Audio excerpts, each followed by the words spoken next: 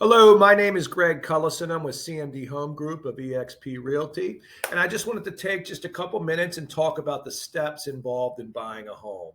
Myself and many other agents on our team, we have these conversations with our clients all the time. And if you're buying your first home, you may just not know exactly how to start. So, first thing we always like to do is get with our client, whether in person or on the phone or sometimes via Zoom, and learn a little bit about what they're looking for in a home. So, type of home, whether single family, townhome, or condominium, how many bedrooms, how many baths, and the location that's important to them. From there, we always suggest that you get with a lender because the bottom line is if the perfect home came around, you can't act on it unless you have a pre-approval.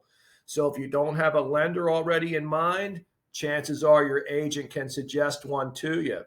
Oftentimes, the lender can be dictated by the type of financing that you're looking for, or maybe the area specific to your search, because the lender may be more familiar with programs in that area.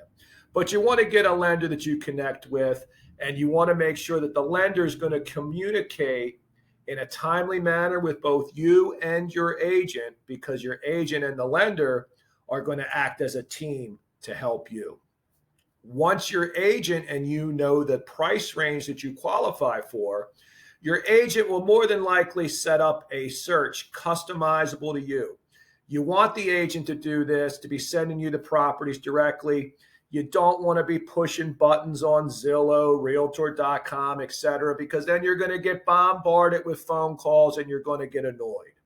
You want to work with one person that understands your needs and is going to take care of you, and they can show you any house that you would be interested in. This way, you're not repeating your same story over and over again to 20 different agents. You're going to begin your search online with that portal search that your agent sets up for you, and you'll be able to click your favorite homes, share them with your agent, or just shoot them a text, the addresses that you like best. They'll set up a search for you in person where you guys hit the streets, go see the homes, and that's really where the fun begins. It's always best, if possible, to see more than one home at a time. This way you can compare and contrast the homes, okay? Don't see one home on a Monday and go out and see another home on a Saturday only to learn that the Monday home was the best home because it might be gone. Eventually, you're going to get that special feeling about a house, and that'll be the one for you. You and your agent will talk and strategize on your offer terms. This is really why the agent is most vital, because they're going to do all the paperwork you need to be able to legally purchase the home, and they're going to draft it on the terms that are best for you. Terms being price, inspections, delivery date, and maybe seller contribution towards closing costs. Within typically 24 to 48 hours, though there is no specific timeline, you're going to get an answer back on your offer.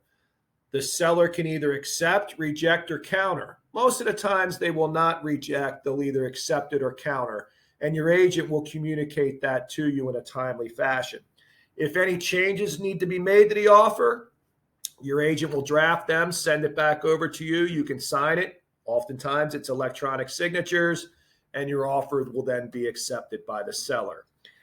This is sometimes called pending, under contract, or in escrow. It all means the same thing. You have a legal agreement to move forward on the purchase of that house.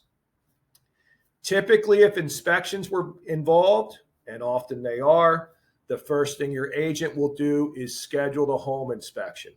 The agent should schedule the home inspection. You can use any inspector you want, but your agent needs to schedule the inspection, and your agent should attend the inspection with you.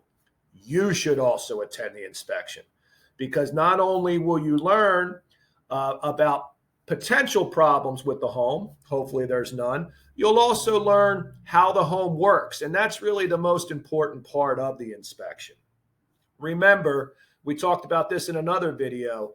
Inspections are not pass or fail. These are really educational times for the buyer so they can learn about the home and see if maybe any improvements are needed. Once the home inspection is done, and if repairs were requested and agreed upon and both parties agree to move forward, the next thing that happens is the appraisal. Remember, the appraiser's going out there for two things. Number one, to make sure that the home is worth what the buyer is paying for it. And number two, to make sure that the home meets the health and safety standards for the loan type which the buyer is getting. The buyer pays for the appraisal, and the buyer will receive a copy of the appraisal report. The seller will not see the appraisal unless there's a problem with the appraisal, such as the home does not meet value or a repair is needed in order for the home to meet value. If any of these two things occur, your agent will work this out for you. They will contact the listing agent and try to agree to terms that allow both parties to move forward. Once you get past that appraisal, you're really home free. Typical time from the time you get an agreed upon contract till the closing day, which is the settlement day, is usually 30 days unless you negotiate otherwise. Some loan programs can require a little more. Maybe if there's some down payment assistance money, maybe it's a 45-day settlement.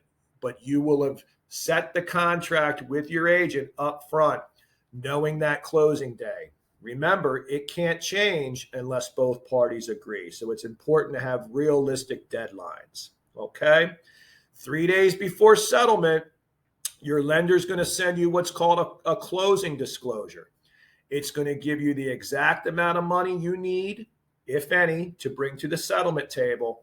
And this should be sent in an electronic wire to the title company, who will conduct the legal property transfer.